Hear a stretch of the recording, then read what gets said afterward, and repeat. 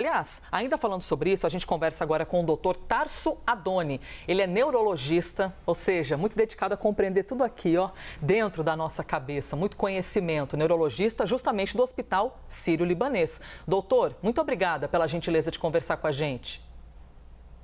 Eu que agradeço, Elisa. Muito bom dia.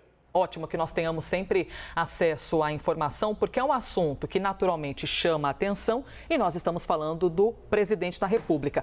Aliás, até aproveito aqui para fazer uma ressalva que o senhor não participa exatamente da equipe que está cuidando o presidente. Vou deixar aqui para nossa até proteção da nossa conversa. Então, o senhor vai nos falar sobre os protocolos que são seguidos em casos como esse e algumas especificidades do caso. Esse procedimento, doutor, levando em conta, assim, um paciente, um civil comum, que não seja o presidente da República. A gente está falando de algo que é, assim, comum acontecer para quem passa por uma cirurgia como a do paciente Luiz Inácio Lula da Silva passou? Sim, isso é relativamente comum nos últimos anos. Tem se tornado mais comum na medida em que foram feitos estudos que demonstraram que esse tipo de procedimento reduz de maneira significativa o risco de ressangramento do hematoma.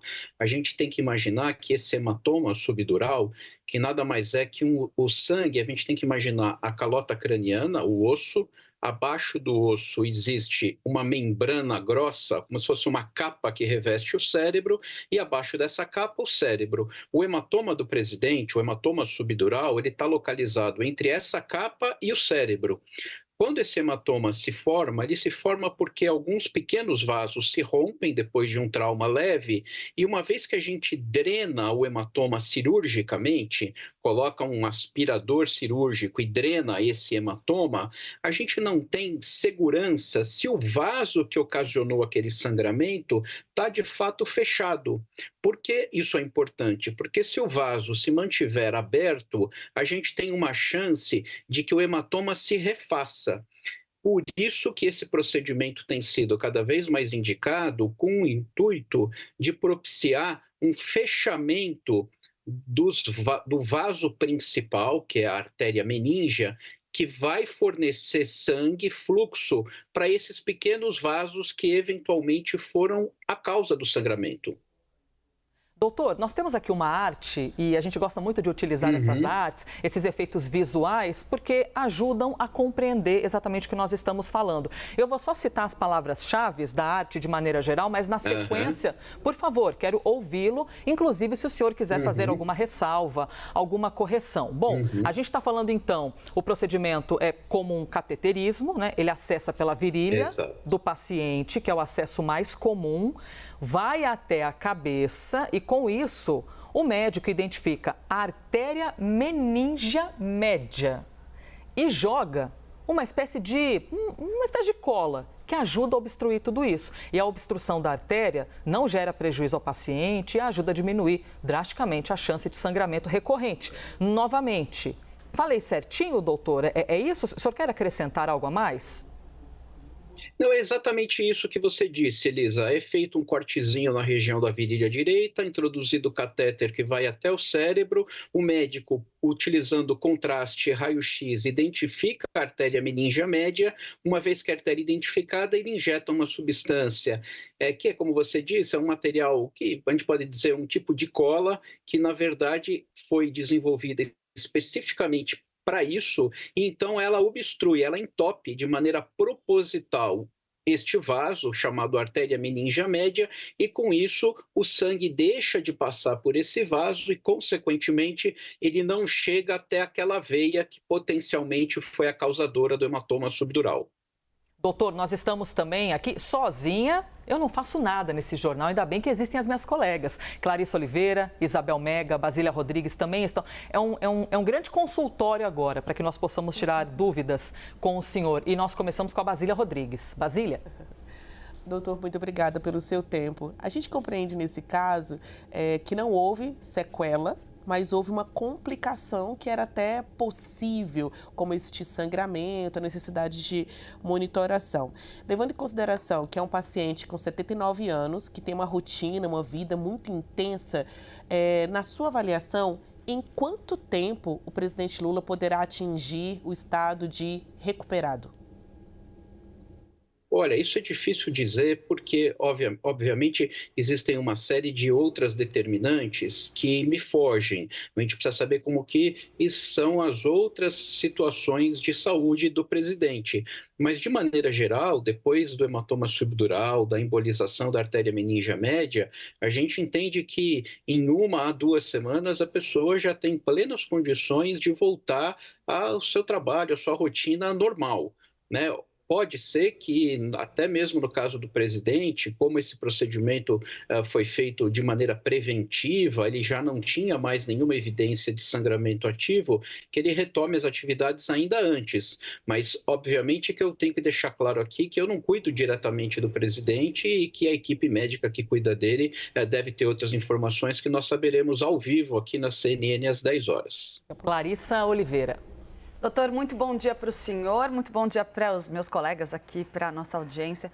Doutor, eu gostaria de trazer para o senhor uma preocupação que foi relatada por mim, por algumas pessoas próximas do próprio presidente, que ele fica muito preocupado com toda a comunicação desse episódio, porque transmitiria aí a ideia de que ele não está bem, que isso poderia dificultar de alguma forma o trabalho dele no comando da presidência da República. Eu queria que o senhor falasse um pouco sobre esse efeito. Tem cabimento uma preocupação nessa linha de que passar por procedimentos desse tipo possa comprometer de alguma forma o exercício da presidência da República por parte de Lula? E se tem como a gente tranquilizar aí a nossa audiência a respeito de que esse é um procedimento, pelo menos pelo que os médicos do presidente me disseram, relativamente simples e que segue vida normal, né? Obrigada pela presença aqui. Obrigado pela pergunta, Clarissa. De fato, não existe nenhum tipo de complicação maior relacionada ao procedimento. Como eu disse no início, esse tipo de sangramento, ele não afeta o cérebro, ele está localizado entre a capa que reveste o cérebro e o cérebro propriamente dito. Então, uma vez que o hematoma é drenado, isso não traz nenhum tipo de comprometimento das funções cerebrais, das capacidades cognitivas de qualquer pessoa. O presidente foi muito bem atendido, foi feita a drenagem cirúrgica do hematoma, que a gente chama de trepanação, como se fosse um furinho no crânio e um aspirador que suga aquele sangue e depois, de maneira muito adequada, foi indicada a embolização da artéria meningia média exatamente para que o presidente, ao retomar a sua rotina, tenha um risco muito pequeno de recorrência do sangramento. Então, é diferente de uma hemorragia intracerebral. A gente sabe que existe um tipo de acidente vascular cerebral hemorrágico parenquimatoso. O que significa isso? São pessoas com pressão alta mal controlada, um vaso rompe dentro do cérebro e aí sim existe um sofrimento do tecido cerebral que pode ser bastante relevante e incapacitante, que não foi o caso do presidente. É um hematoma subdural tratado e a expectativa de todo mundo, de todos os brasileiros, das pessoas que acompanham o presidente, é que ele esteja muito bem dentro de 1 a 2 semanas. Seguimos conversando com o Dr. Tarso Adoni, que é neurologista do Hospital Sírio-Libanês. Não faz parte da equipe que está responsável por responder pela presidência da República, pelo presidente, mas está aqui acrescentando o olhar técnico em cima do caso que nós estamos tratando de Lula. Isabel Mega.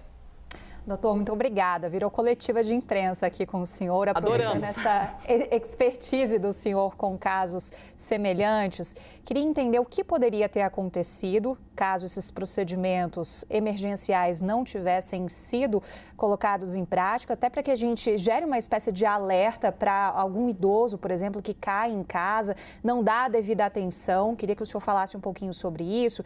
E ainda pensando do ponto de vista de recuperação, essa agenda que é sempre intensa do presidente da República, assim que houve a queda, ele ficou afastado ali por alguns dias das atividades, ele cancelou viagens internacionais, foi voltando aos pouquinhos. A tendência é que aconteça o mesmo dessa vez? Olha, falando hipoteticamente, sim, né, Isabel? A ideia é que ele retome gradativamente as suas atividades, talvez inicialmente com alguma restrição em relação a deslocamentos maiores.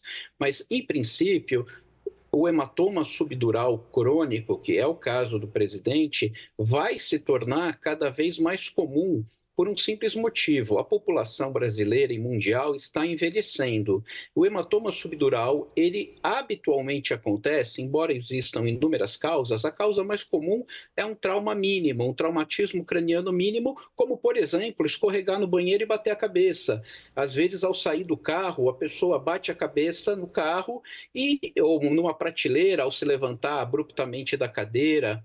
E esse tipo de sangramento é um sangramento de lenta vazão. Imagina uma torneira que o corinho da torneira não está muito bom e você fecha, só que fica ali uma gotinha caindo a cada 4, 5, 6 segundos, uma pequena gota vai enchendo.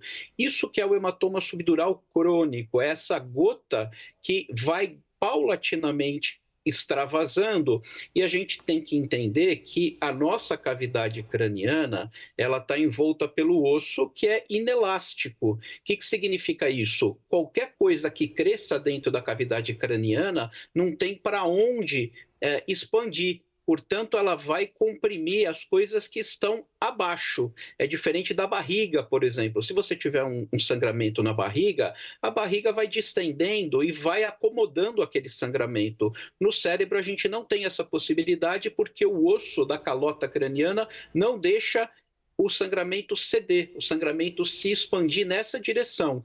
Por isso, a necessidade da cirurgia e do procedimento acessório, que é feito em alguns casos, como a embolização da artéria meningeal média. Muito bom, tivemos aqui uma baita entrevista com o Dr. Tarso Adoni, neurologista do Hospital Sírio-Libanês. E muito interessante a Isabel Mega perguntar sobre isso, porque quem convive com o idoso sabe como é, né? Tem de ficar de repouso, aí tu chega na casa do idoso, tá fazendo o quê?